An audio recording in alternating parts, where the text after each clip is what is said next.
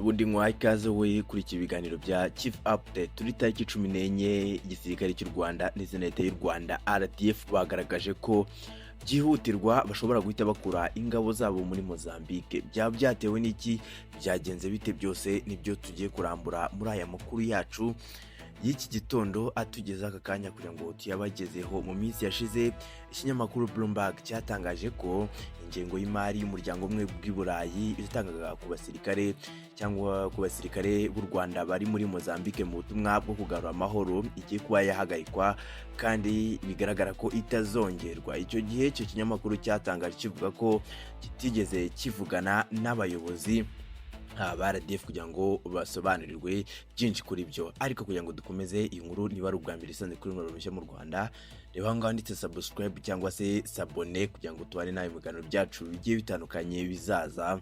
Ariko nanone ndakwinginze nukomeze video udakanze ku like kugira ngo dukomeze kubana nawe gatanu kuri gatanu. Icyo gihe icyo kinyamakuru Bloomberg cyatangazaga ko ingengo y'imari bigaragara ko itazongerwa, ariko kivuga ko icyo gihe cyabuze telefone yo kugira ngo kivugane n'ingabo z'u Rwanda cyangwa se na leta y'u Rwanda ku kibazo nk'icyo ngicyo cyo muri Mozambique. Ariko kugeza ubu ngubu leta y'u Rwanda yabishyizeho umucyo binyuze umuvugizi wa leta y'u Rwanda Yolande Macron, ndetse n'itangazo ryasohowe na leta y'u Rwanda riragaragaza neza, risobanura ko ingabo z'u Rwanda mu minsi iri imbere zishobora gukura ingabo zazo muri Mozambique mu butumwa bw'amahoro bumaze igihe kitari gitoya, nibura uyu mwaka wa gatanu, kuko zagiye mu 2021 mu butumwa bwo kugarura amahoro no kurwanya ibyihebe mu ntara ya Cabo Delgado muri Mozambique. Iri tangazo riratangira rigira riti kuramba kw'ingabo z'u Rwanda zoherejwe muri Mozambique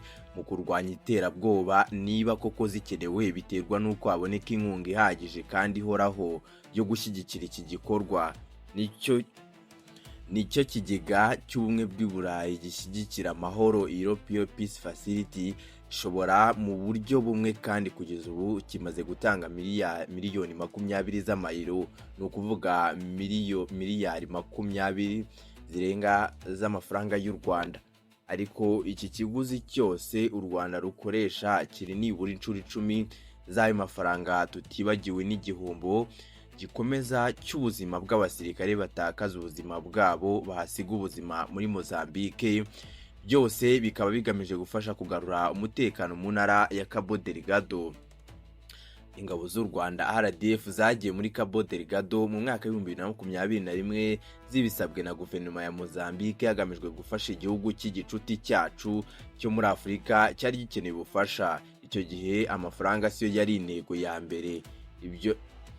Ibyavuye muri icyo gikorwa biragaragara kuko abaturage benshi basuye mu ngo zabo, abana bongeye gusubira ku mashuri, ubucuruzi bwarongeye burafungurwa, n'ishoramari rinini ry'abanyamahanga ririnzwe neza kandi cyane.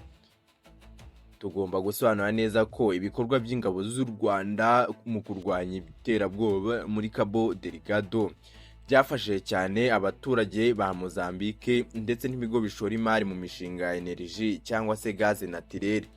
Bityo rero gushyigikira icyo gikorwa si impano cyangwa impuhwe u Rwanda ruhabwa, ahubwo ni inyungu rusange ku mpande zose. Ariko niba ubuyobozi bw'ingabo z'u Rwanda busuzumye bukabona ko ibikorwa by'ingabo z'u Rwanda muri Cabo Delgado bidahabwa agaciro, bwaba bufite impamvu zumvikana zo gusaba guverinoma guhagarika ubufatanye bwo kurwanya iterabwoba mu gukura ingabo z'u Rwanda muri Mozambique.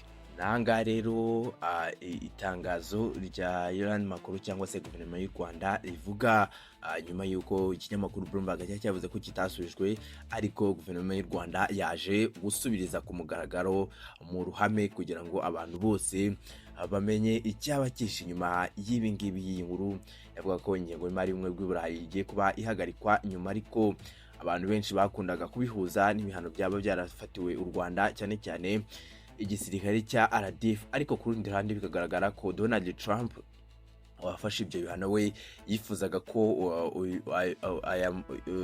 iyi misiyo cyangwa se ubufatanye mu bya gisirikare n'uyu mutekano uri kugarurwa muri Cabo Delgado byakomeza. Ariko nyuma y'uko bigaragaye ko ubumwe bw'Iburayi ingengo y'imari byoherezaga mu butumwa bw'amahoro muri Mozambique igiye guhagarara. N'ibi ngibi byakomeje kugenda bivugwa, ariko noneho leta y'u Rwanda yabishyizeho umucyo ko mu minsi n'imbere ubutumwa bushobora guhagarikwa, ingabo z'u Rwanda zikagaruka mu gihugu cyazo, dore ko nta n'ikiguzi ngo cyashobora kugaruka cyangwa se kubona ubuzima bw'abasirikare basiga muri Mozambique.